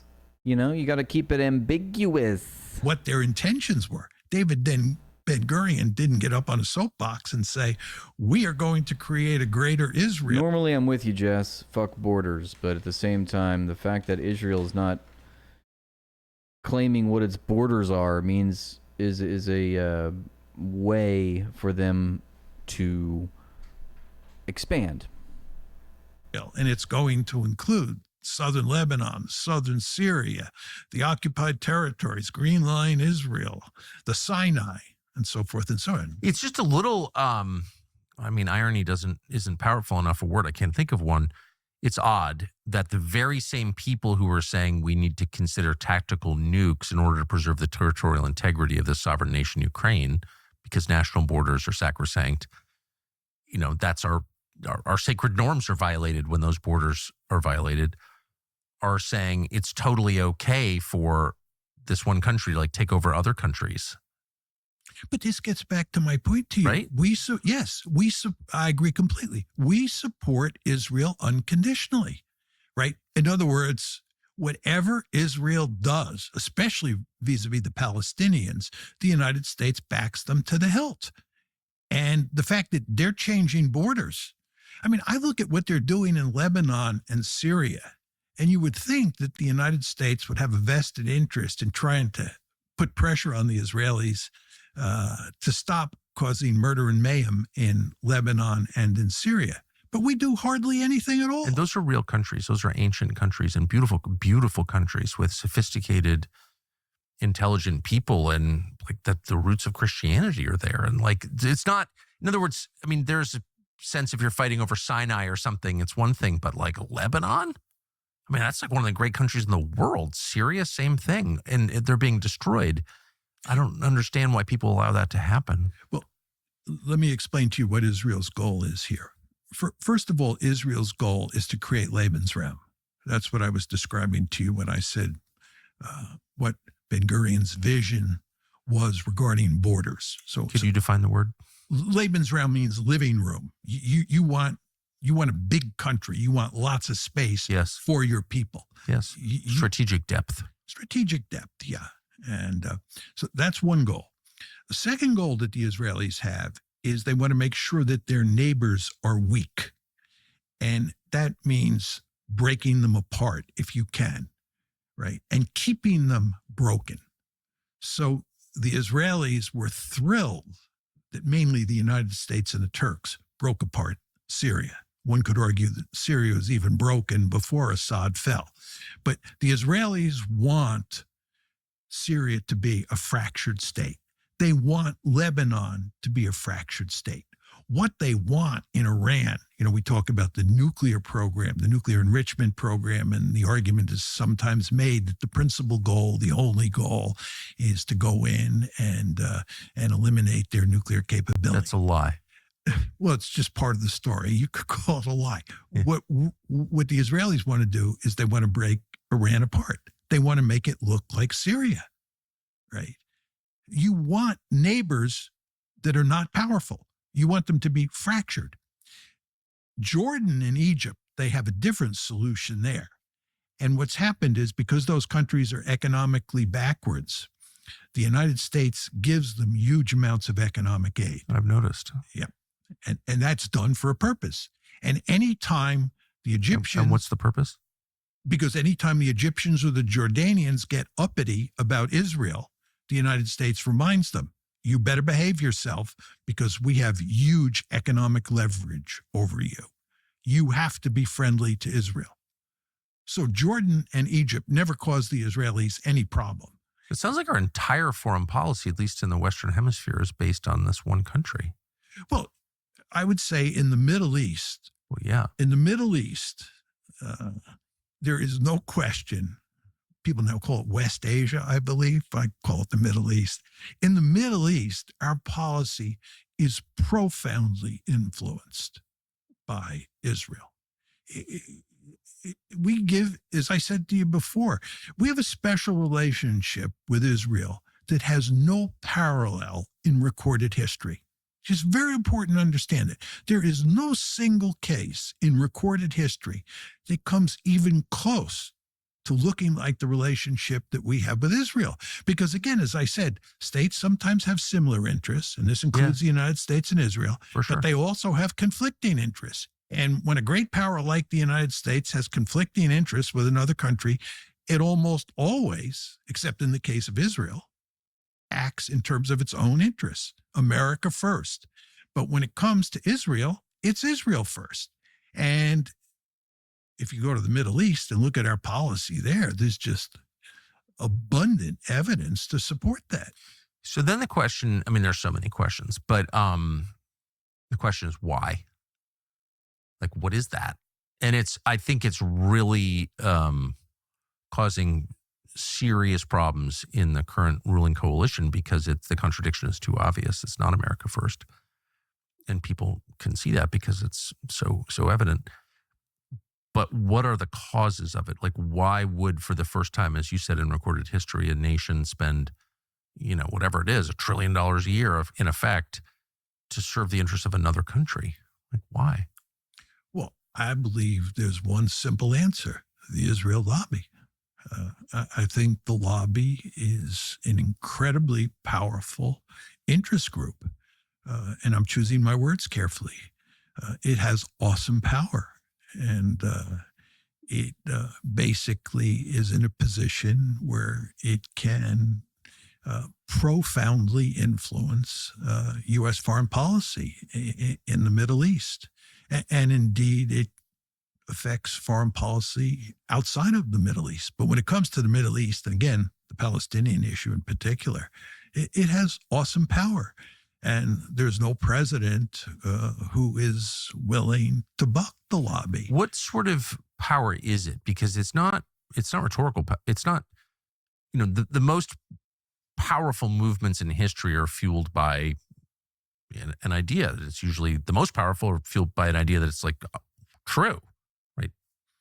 But I never hear anybody make a detailed case for why the United States benefits from the current arrangement. Never. No one, ever. Nikki Haley came as close as anyone by saying the United States gets a lot more out of the relationship than Israel does, but then never explained how exactly that works. So it's not a matter of like convincing people, clearly. So what is it a matter of? Where does that power come from? Well, let me put this in a broader context. I think that in the past, when I was younger, the lobby operated on two levels. One was the policy level, and two was the popular discourse. Yes. And I think in terms of the popular discourse, for a long, long time, right, and this would be well into the 2000s, the Israel lobby basically influenced the discourse in ways that made the Israelis look like the good guys. And it made it look like every time the United States supported Israel, it was because it was in our national interest, right? So the discourse was not at odds with what was happening at the policy level. Right. Now, the situation you described, which I think is a perfect description of the situation that we face today, is that the lobby has lost control of the discourse. And people now understand that the United States is doing things for Israel that are not in the American national interest. Furthermore, they see the lobby out in the open engaging in smash mouth politics. People are now fully aware that there is a lobby out there, that it's trying to control the discourse. And in fact, it basically does control. Maybe that's a bit too strong a word, but it's close. It basically does control the policymakers. So now you have this real disconnect. Well, it controls the policymakers. I mean, that's demonstrable.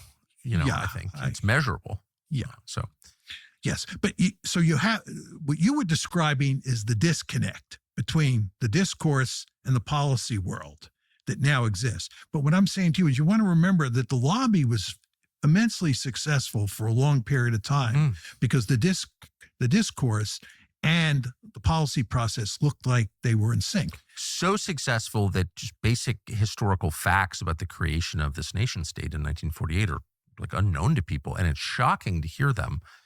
And you think, well, that can't be right. That's like so far from what I heard as a child that's obviously what?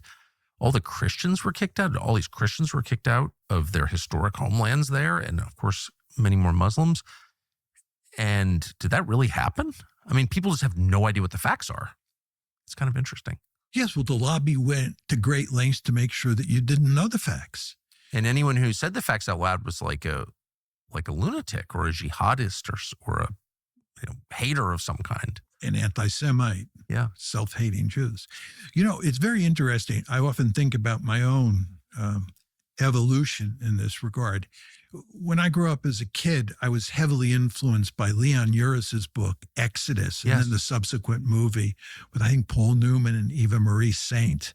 And that, of course, that Exodus story portrayed the Israelis in the most favorable light and the Arabs or Palestinians in the most negative light. So for much of my life, up until the late 80s, early 90s, I thought the Israelis were, without a doubt, the good guys up against the bad guys. And it was really David versus Goliath as well. And the Israelis were David up against an Arab Goliath. That was the picture I had in my head. But then in the late 80s, early 90s, a group of historians in Israel called the New Historians came on the scene. Benny Morris, Avi Schleim, Ilan Pape. Some of them were amazing. Amazing, yeah. I agree. And what they did was they had access to the archives. Yes. And they told the real story. And that was a moment where I think Israel felt confident enough to allow that conversation internally and that honesty. I think that's exactly right. The lobby had been so successful. Yes. Israel had been so successful. Yes. I went there. I was amazed. What a beautiful place. Great people. It was great. Yeah. They thought they had things under control. They did. That's right. And that they could allow these historians to tell the truth. Now, I believe they could have gotten away with it if they had stopped expanding or if they had agreed to a two-state solution. The problem is that after the early 1990s, when this literature came out, the Israelis continued to act in barbaric ways towards the Palestinians. And they had a prime minister who tried to reverse the trend, and then I guess he was shot to death. He was moving in that direction. I think there were a number of Israeli leaders who understood that the course that Israel was on was unsustainable. You often heard them say that. Yeah. There was a robust debate within the country about this. Well, whether they would have agreed to a Palestinian state ultimately is an open question. But the fact is, Rabin was killed. Ehud Barak, who made moves towards a two-state solution, ultimately couldn't pull it off. And we are where we are today. And the problem is that something else occurred in the late 90s, early 2000s, which fundamentally affected Israel's position, and that's the internet. Because once you get the internet and once you get social media, and the mainstream media is not the sole source of information on these issues, the story about the real creation of Israel and what Israel is doing today is available to the vast majority. And it's shocking to people. So you have to shut down the internet. You can't allow that. Yeah. You can try to shut down the internet, but there are limits to what you can do. But it does seem like you were describing the two separate tiers, the policy and the discourse about the policy, and that one remains basically the same, but the other has changed just so radically and so fast that it's gone off in some dark directions that I just want to say on the record I totally disapprove of. I don't think you should hate anybody, period, especially groups of people. It's immoral, and I mean it. but that's happened because there's been just like an avalanche of new information, a lot of which is totally real. People haven't seen it before and their minds are exploding. And so public opinion is moving so radically in the other direction. I feel it all around me. Do you feel this? Of course. Yeah. And your life, I mean, I should say for people who aren't familiar with your background, you wrote a book with Stephen Walt of Harvard. You're at the University of Chicago. So both of you are, have tenure, are famous in your world. You're not crazy. And you write this book in 2007. And both of you are immediately attacked in like pretty shocking ways, also defended by some of your colleagues, but really maligned for it. And now, 18 years later, people are saying that Mearsheimer guy, actually, he was kind of right about everything. So that's a reflection, I think, of the change in public opinion. But that's not sustainable. You can't have in a democracy policy that's 180 degrees from public opinion over time. That just doesn't work. So you have to either change the policy or change public opinion.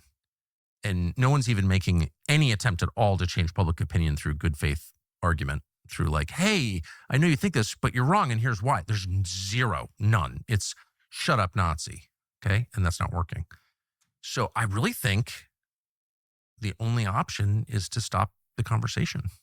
Or maybe I'm missing something. Like censorship is the only option if you want to maintain status quo. Well, there's no question that they're trying to stop the conversation. Yes. There's no question. I mean, they went to great lengths to shut down TikTok, and the evidence is that the lobby played a key role. Just banning one of the world's biggest social media apps because it says things you don't like. Yeah. Well, this is the way they've always behaved. The lobby's always behaved this way. And I mean, this is what happened to me and Steve. We originally wrote an article, and we at one point thought the article would never be published. After we wrote the article, and we went through all sorts of interactions with the Atlantic Monthly that had commissioned the article, we put the article in the back closet and just said, So you were asked to write a piece about the influence of a foreign lobby, the Israeli lobby, in Washington, which is one of many foreign lobbies in Washington, but is by far the most effective and the biggest. And you write the piece and they didn't run it? Yeah. Why? Because they got cold feet. I mean, what invariably happens in these cases is that down at the lower levels of a journal or a newspaper, people will be interested in somebody writing something on the Israel lobby or writing a piece that's critical of Israel. But then as it filters up the chain of command and people at the top see it, they kill it. Right. And that happened to you? Oh, that's definitely what happened at the lobby, at the Atlantic Monthly. They killed it. And then Steve and I went to Princeton University Press and a handful of other journals and asked if they would be interested in either the article or turning the article into a book. And in all of those cases, everybody at first exudes enthusiasm. They think it's a great topic. Something needs to be written on it, which of course is true. But then they think about it for a month and you get a call back and they've lost interest. So Steve and I actually put the article, as I said, in the back closet and just said. What's wild is you're both at this point very well known in your. Can you explain who Steve is to your co-author? Yeah, Steve is a chaired professor at Harvard University, and at the time that we wrote the lobby article, he was the academic dean at the Kennedy School. Okay, so I'm sure a lot of people already know that, but I just want to make it totally clear. You're not two random guys on the internet who are like anti-Semites or something at all. You're like some of the most famous people in your field. And You're totally moderate. I don't even know what your politics are, but you're not a political activist at all. No, as I used to like to say, if Adolf Hitler were alive, he would have thrown Steve's wife and his two children in a gas chamber. Exactly. Right? I mean, the idea that we're anti-Semites, I mean, this is a laughable argument. We're both first-order philo-Semites. I mean, I can't prove that, but it's true, in my humble opinion. But anyway, we were certainly, at the top of our academic disciplines and highly respected, which is not to say people didn't disagree with what we wrote. I don't know, John, the way you're talking about how you're not an anti-Semite and you don't blame the Jews Kind of sounds like you're an anti-Semite who blames the Jews. But you weren't crackpots at all. And the other thing is, I want to make it clear that we worked very carefully with the Atlantic to get our final draft up to their standards, right? We did what they wanted. And you also want to remember that Steve and I are both excellent writers. Many academics cannot write clearly. Whatever you think of the substance of our views, there's no doubt that we're two of the best writers in the business. And it's the two of us working with the editors Okay, at the John. lower rungs of the brag. Atlantic Monthly that produced what I thought was an excellent article. But anyway, it was killed there. And we couldn't get it published. Kind of proving your point. Yes, exactly. And by the way, I probably shouldn't tell this story, but I'll tell you, we told the editor at the Atlantic as we were going through the process that we thought he was getting cold feet. And he was quite offended by that. And he said to us, just to prove that that wasn't true, he would give us a $10,000 kill fee. That means if they didn't take the article, they'd give us $10,000. So I said to Steve, I remember it very well, that's the fastest $10,000 we ever made. He said, oh, John, you're being too cynical. Anyway, we collected the $10,000. Did he paid you? Yes. I mean, but what he did. How ashamed was he when because I'm not going to name him, I know the editor. This is a pretty well-known editor who's just been in magazine journalism for decades and, has a high regard for himself and good reputation and all that stuff. And he's told from somebody else who's more powerful than he is, you can't do this. How embarrassed was he in that conversation? I had no evidence that he was embarrassed. Oh, so he has no soul. Okay. I mean, who knows, what kind of face he had to put on things. Yeah. I don't know what happened inside the Atlantic. I've never been told. But again, he said he'd give us a $10,000 kill fee because he thought the piece was going to go forward. And somebody sat on him and told him that that was not going to happen. I don't know what happened. But I don't want to be too harsh on him because this is the norm. Yeah. This was the norm.